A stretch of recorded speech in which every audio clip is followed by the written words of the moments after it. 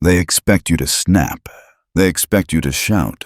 They expect the familiar little collapse, the one everyone performs when pride gets touched. But here's the thing. Silence is not surrender.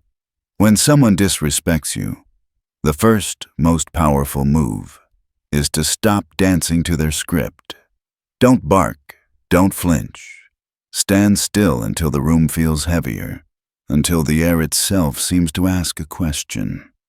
That stillness is your first strike, invisible, surgical, and far more damaging than a tantrum. People feed on reaction. Give them a show and they'll keep throwing stones. But with silence, you create a missing beat. The insult hangs there, awkward and exposed. They wanted emotion. They wanted a predictable return. Instead, you give them a pause that makes them look for meaning where there was none. That uncertainty is fear's first whisper. It's not kindness or stoicism, it's control. Control is a slow weapon. When someone hands you an insult, they've also handed you information. Their expectations, their appetite for chaos, their arrogance. Use that. Don't reload emotionally, reload strategically. Treat every offense like a data point. Record it. Watch what they do afterward. People who test boundaries reveal themselves by repeating patterns. Your job is to watch until those patterns produce the evidence you can use. Reacting quickly is currency wasted. Every time you rush to prove yourself, to clap back, to justify, you spend leverage you didn't need to spend. The smarter move is to let them overreach while you build your case allies. Proof, position. Let them assume they've won. That arrogance will cost them. They'll make bigger mistakes because they're comfortable. They'll expose secrets, slip up in public, and hand you opportunities wrapped in their own hubris. When the time comes to move, do it like a judge reading a brief calm, final, and unavoidable. Your response should look inevitable, not emotional. If your pushback looks like a temper, the room will call it petty. If it looks measured, necessary, and precise, the world will call it justice. That's the art. Make your retaliation appear as restoration of order, not as revenge. That's how you rewrite the story. You don't become the aggressor. You become the one who restored balance. There's power in dividing a crowd more than in confronting one. When you stay silent and let them talk, you fracture their unity. They start contradicting themselves. They argue among themselves while you watch. Disunity is your ally. When people are busy defending their positions, they're not coordinating against you. And as they scatter evidence of their own folly, you collect it. After the initial moment, change the relationship. Don't go back to the old warmth. Draw a new line. Withdraw invitations. Harden your tone. Refuse easy access. Let your absence be a mirror that forces them to reckon with the cost of their choice. People hate being ignored by someone they thought they could provoke. That artificial coldness is psychological starvation. It hurts in a way that public blows can't. Record every slight. Keep a ledger. The insult. The context, who saw it, what they said afterward. This is not obsession. It's ammunition. When your time to act arrives, facts cut deeper than fury. Present things cleanly. Facts don't beg. They end arguments. By then, the battlefield will already favor you, built painstakingly under their feet while they were busy performing. When you do move, aim for the seam between confidence and vulnerability. Don't attack their armor. Find the crack, their dependency, a hidden incompetence, a truth they bury. Apply pressure subtly. Redirect opportunities away from them. Expose small truths that seed doubt in their circle. You don't need to demolish them publicly. You only need to seed uncertainty. Once doubt gets planted, allies do your work for you. People will walk away because they fear being attached to a sinking man. Fear outlives affection. Plant the idea that disrespect has consequences, and you plant roots. But discipline matters. After you strike, return to silence. Don't gloat. Let the effect sake. Mystery is your amplifier. When people don't know your limits, their imagination will always make you seem more dangerous than you are. That rumor will guard you better than any daily display of strength. Control your appearance. Always look composed. Don't give others the map to your internal weather. If they can't read you, they must guess. And guessing gives you leverage. Use strategic absence. Disappear from places where they take you for granted. Decline an invitation without explanation. Let your withdrawal force them to ask, to worry, to value what they thought disposable. Finally, build a circle that protects you. Loyalty isn't bought with money, it's cultivated with usefulness. Identify people whose fate ties to yours and make them dependent on your rise. Test them in small ways. Reward those who pass. Remove those who fail. A small group of committed operators is worth more than 1,000 lukewarm supporters. When your enemies see the network around you, they'll hesitate. They won't be considering only you. They'll be weighing the cost of dismantling an entire system. This is not cruelty. It's strategy. It's the long game. You don't listen for applause, you engineer outcomes. Your silence is not surrender. It's the engine of your comeback. You've set the trap. Now you build the environment that makes escape impossible. Revenge without consolidation is a hobby. Real power turns a single moment into a permanent structural advantage. Think like an architect, not a gladiator. The strike is only the visible edge of a much larger project. Fortify your position, secure your allies, and design systems that make future attacks futile. First, make your wins public and your retaliation covert. There's a difference between being seen triumphing and being seen fighting. Public victories, promotions, alliances, projects that showcase your competence are the mortar in your wall. They signal progress and strength without needing to shout. When people see you rising while your opponent is sinking, the perception gap widens into a moat. Your enemy's blow becomes a footnote in the story of your ascent. Second, consolidate your circle. Loyalty is not a one-off purchase. It's an investment program. Give people access and opportunity that only you can offer. Let their success be tied to your success. That converts mercenaries into guardians. But don't be naive, test loyalty. Small, controlled trials reveal who will stand when stakes grow. Those who pass get real power. Those who fail are quietly removed. This makes your inner network both small and impenetrable. That scarcity is protective in itself. Third, control the narrative without appearing to control it. Plant stories among trusted allies. Let anecdotes float through rooms where your reputation matters. The best reputational work happens when people believe they discovered the truth themselves. Seed a subtle rumor of competence or a hint that you have eyes everywhere. Don't fabricate. Offer strategic truths shaped into stories memorable, shareable, and plausible.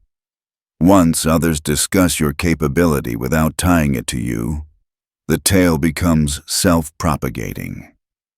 Fourth, remove your opponent's oxygen. This isn't direct sabotage. It's suspension of access. Influence the rooms, the gates, the pipelines that grant status and opportunity. Projects that once went to them find other homes. Invitations stop arriving. Opportunities plateau. It's surgical. You don't have to fight. You simply reroute the environment so they can't matter anymore. Over time, invisibility is more lethal than public ruin. Fifth, cultivate an aura of unpredictability. Predictability is comfort. Comfort is attackable. If people can forecast your moves, they can plan around you. So be composed, but not readable. Sometimes disappear at your peak. Leave subtle traces. A new partnership mentioned casually. A name dropped in conversation that wasn't meant to be a threat but becomes one. Make absence look intentional. When you return elevated. That pattern appear, vanish. Return with leverage breeds respect and paranoia in equal measure. Sixth, keep your ledger. Facts beat fury. Keep records of slights, lies, and overreaches. When the time comes, you won't need to rely on memory or hearsay. Present timelines, messages, documents. Facts cut clean. They don't testify to vendetta. They testify to cause and effect. When you present the truth in a way that looks inevitable, you don't win an argument, you end it. That finality is priceless. Seventh, avoid theatrics. A real ruler doesn't roar. He arranges. Avoid public feuds that make you a participant in petty drama. Let outcomes do your talking. The quiet removal of a rival, the reassignment of resources, the slow evaporation of attention, these are elegiac victories. They carry less spectacle, but produce more permanence. The world respects results, not noise. Eighth, reinforce deterrence. Small, precise demonstrations of capability, a well-timed revelation, a promotion that signals you are supported, a policy change that closes a door. Remind people you can act when necessary, but don't overdo it. The goal is to make others hesitate, not to terrify them into rebellion.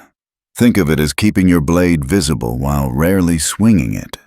Ninth, institutionalize your security. Systems outlive personalities.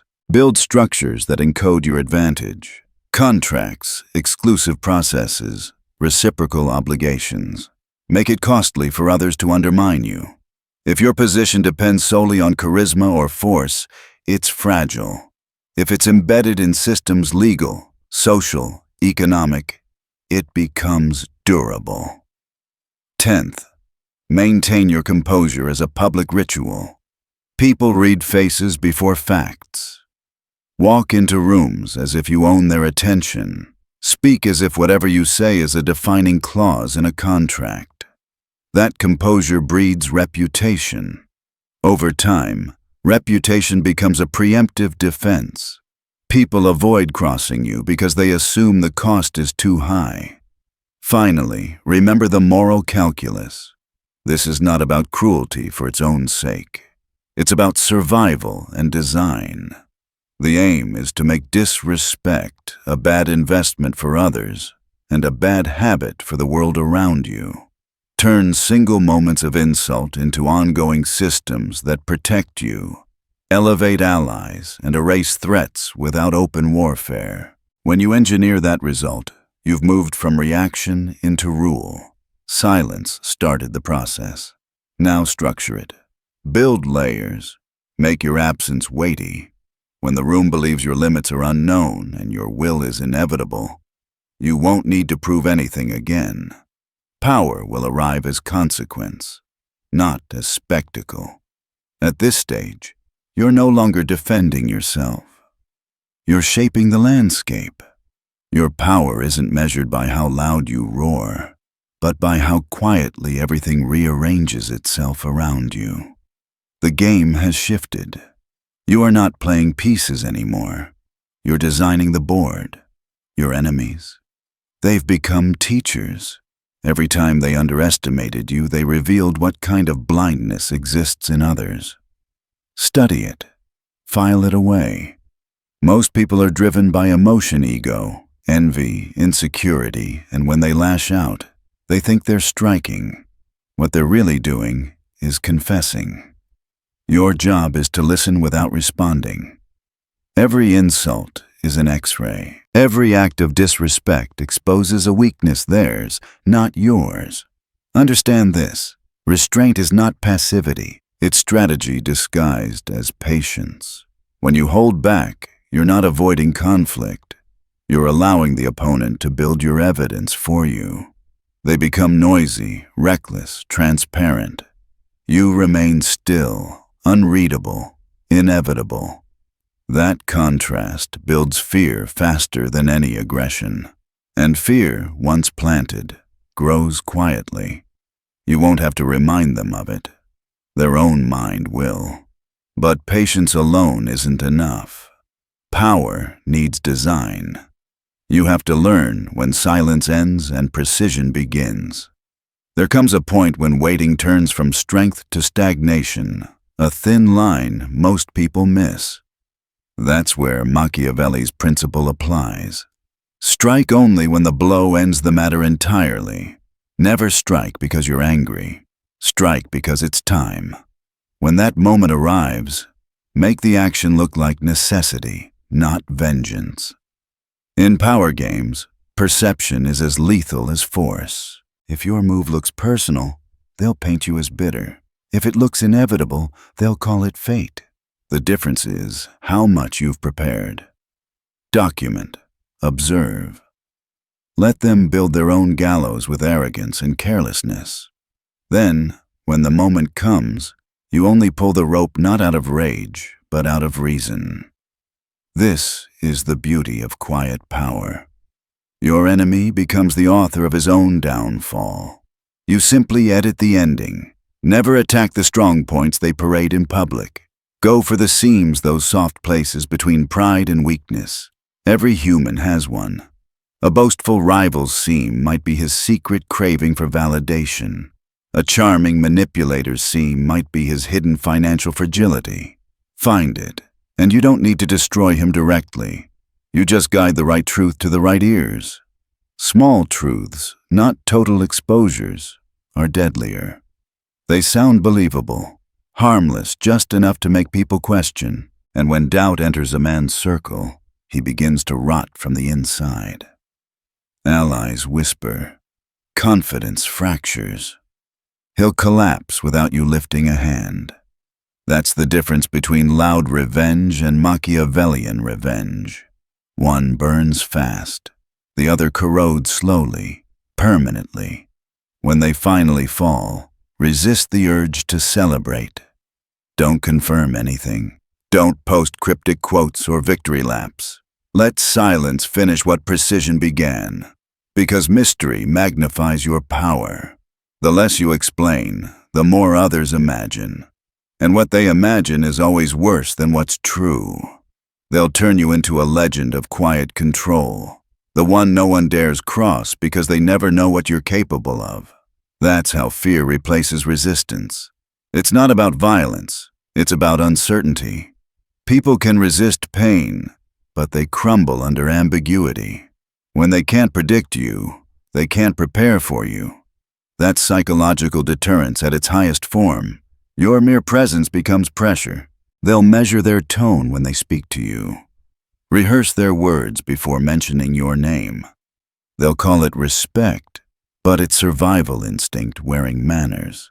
And yet, this is only the middle of the climb. After dominance comes consolidation, not more destruction, but architecture. Because the goal isn't to keep fighting forever. The goal is to make fighting you impossible. To do that, you build three things: systems, perception, and scarcity. Systems protect you. Perception amplifies you. Scarcity preserves you.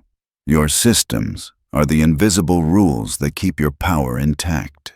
They include your network, your reputation, and your discipline. They make sure no attack reaches you directly. Think of it like insulation. Anyone trying to strike must pass through layers of loyalty, policy, and consequence. The longer that path, the less courage they'll have to take it. Perception is how others interpret your existence. You must look unshakable. Even when you bleed, bleed elegantly. Never appear desperate, never reactive. If you lose something, call it a trade. If someone betrays you, call it pruning. Control the story, or someone else will. People don't remember events, They remember explanations. So write yours before anyone else can. Scarcity is your final weapon. The more visible you are, the less mysterious you become. Learn to withdraw strategically. Stop explaining your plans. Stop giving access freely. When you make yourself rare, your value multiplies. Every absence builds anticipation. Every reappearance feels monumental, and people don't challenge what feels monumental, they orbit it. From this moment on, every interaction should serve one of three purposes: to reinforce fear, to cultivate loyalty, or to deepen silence. Everything else is noise. When someone disrespects you, they awaken something ancient and exacting. They think they're provoking chaos. They're actually summoning calculation. You don't rage, you redesign. Now comes the stage where strategy hardens into atmosphere, when control becomes something people can feel before you even speak. This is the point Machiavelli would call invisible rule, when your name alone shapes behavior, when your silence becomes policy. From here on, you're not reacting or striking. You're conditioning the environment. Start with presence. The way you carry yourself is now part of the weapon. No visible stress, no rush, no nervous movement. Speak slowly. Move deliberately. Even a pause before you answer a question plants unease. You're training people to measure their words around you. They won't even realize it, but they'll begin self-editing. That's dominance without a single order given. Next, refine the power of disappearance. Silence isn't enough. Absence must become a language. Remove yourself unexpectedly. Decline meetings without explanation. Step back from conversations that used to pull you in. The more they try to read you, the less they understand. Uncertainty spreads. People start whispering about where you went, what you're planning, who you're talking to. And in that speculation, you gain ground. Fear thrives in the blanks people fill with their imagination. But absence only works if you reappear with weight. Every return should confirm suspicion that while you were gone, you were building something stronger. Never come back empty-handed. Come back with results, a new alliance, a public success, or an elevated status. You don't announce these, you arrive with them. That's how legends grow, not from explanations, but from pattern. Disappearance, rumor, return, dominance. Machiavelli warned that it is safer to be feared than loved when you cannot be both. This doesn't mean brutality. It means control over perception. Fear isn't about shouting or threats. It's about discipline and mystery. When people can't calculate your limits, they assume you have none. That assumption governs them more efficiently than any speech. Here's where you turn reputation into armor. Your name should move ahead of you, carrying stories that do the work while you remain still. Curate that name carefully. Show only outcomes, never effort. People respect the finished product, not the struggle behind it. Stop explaining what you're building. Let them see the finished structure and wonder how you did it. In their confusion, they'll assign you more genius than you might possess. That illusion is part of the arsenal. When losses occur, and they always will frame them, tell them before they're told for you. A failure, reframed as a calculated retreat, becomes proof of control. He doesn't fail. He repositions. That's what you want whispered in rooms you never enter. Even your scars must look deliberate. A wound that looks earned becomes legend. Next, cultivate selective exposure. Give people small pieces of truth, never the full map. A glimpse of your next move, a cryptic comment, a subtle demonstration of what you know. Let them feel informed enough to think they understand you, but never enough to predict you. Over time, this creates a paradox. You seem transparent, yet remain unreadable. The more they think they know, the more dangerous you become. Then there's the freeze-out Machiavelli's quietest execution. You don't confront. You delete. Erase their name from your vocabulary. Stop acknowledging their existence. The world takes its cue from your silence. Relevance dies faster from neglect than from war. Projects bypass them. People stop mentioning them. Rooms forget they were ever invited. You didn't destroy them. You just stopped feeding them oxygen. That's how modern rulers eliminate threats without lifting a blade. Meanwhile, you build your fortress. Strengthen your circle, but not by adding more people, by deepening loyalty. Make your allies' success dependent on your stability. Give them reason to defend you before you even ask. This is empire design. You are creating a living wall of mutual benefit. Every person near you should see your survival as their own advancement. That's when loyalty stops being emotional and becomes structural. Maintain scarcity in everything: attention, access, reaction. The more rarely you engage, the more value your engagement carries. A single word from a silent man weighs more than paragraphs from the loud. When people realize your attention is currency, they'll compete for it.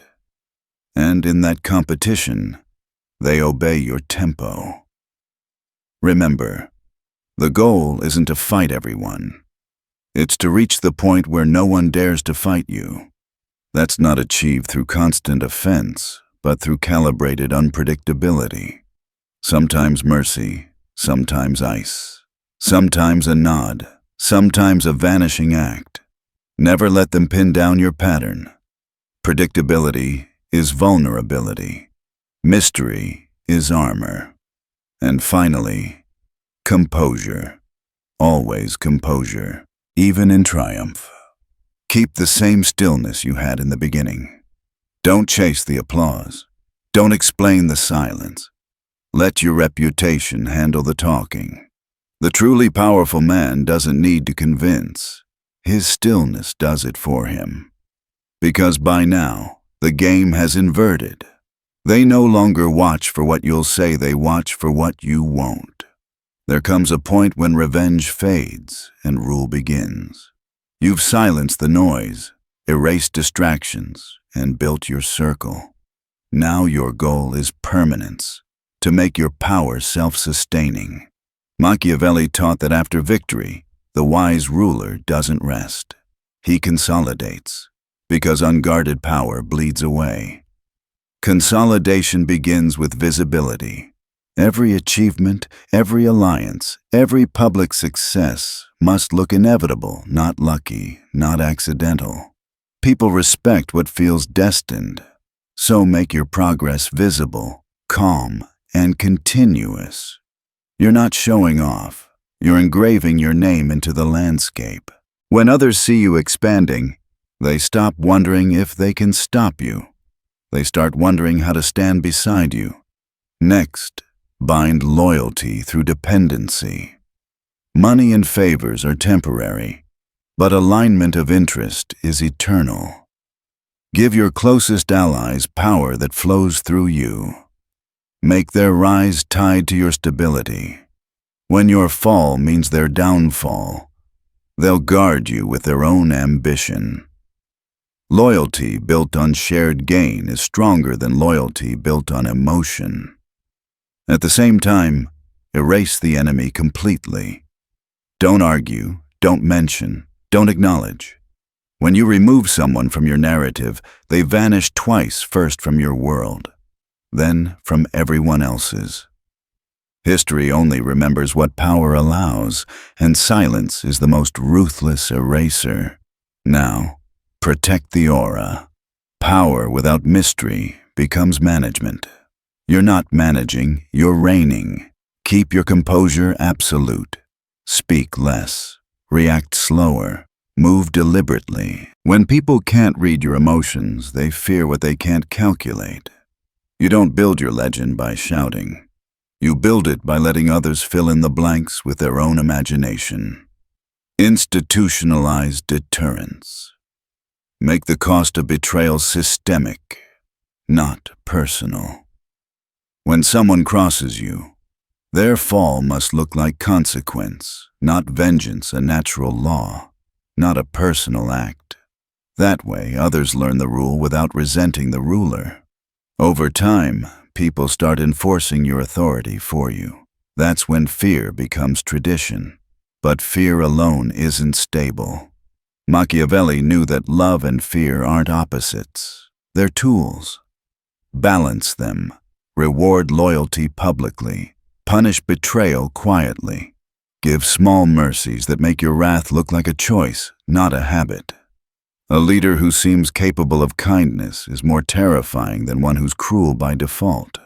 Mercy under control is another form of dominance. From this point, your influence must move on its own. Build systems, networks, and reputations that defend you even when you're absent. You've become gravity. People move around you, adjust to you, plan with you in mind. That's real power, not constant struggle, but effortless orbit. Still, keep the legend alive.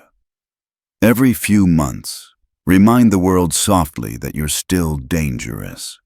A sudden success, a new alliance, a quiet removal. Subtle proof that you're still watching. The best kind of fear doesn't roar. It hums in the background. Never mistake stability for safety. The moment you feel untouchable is the moment decay begins. Stay slightly unpredictable. Keep your next move unseen. A throne that feels unfinished is a throne no one tries to topple. By now, your enemies have stopped fighting. They justify your victory to protect their pride. Let them. That's submission in disguise. They'll say you were lucky, manipulative, protected. What they really mean is, we couldn't stop him. This is the final form of control. You don't win battles anymore. You define the terms of existence. Others adjust themselves to your presence. You don't need to assert dominance. The environment does it for you. The silence around your name becomes its own fortress. Remember what brought you here. You were insulted. You stayed still. You were underestimated. You studied. You waited, then you struck once. You erased, then you built. And now, the world moves according to your design. This isn't revenge. It's structure. It's permanence. It's rule. And when they whisper about you in rooms you'll never enter, in circles you no longer touch, they won't say you won. They'll say you became untouchable. Because this is the Machiavellian throne, not gold, not title, but fear, respect, and inevitability fused into one. You are no longer playing the game. You are the game. Whisper it once, and let it echo through the silence you've built. I am the throne.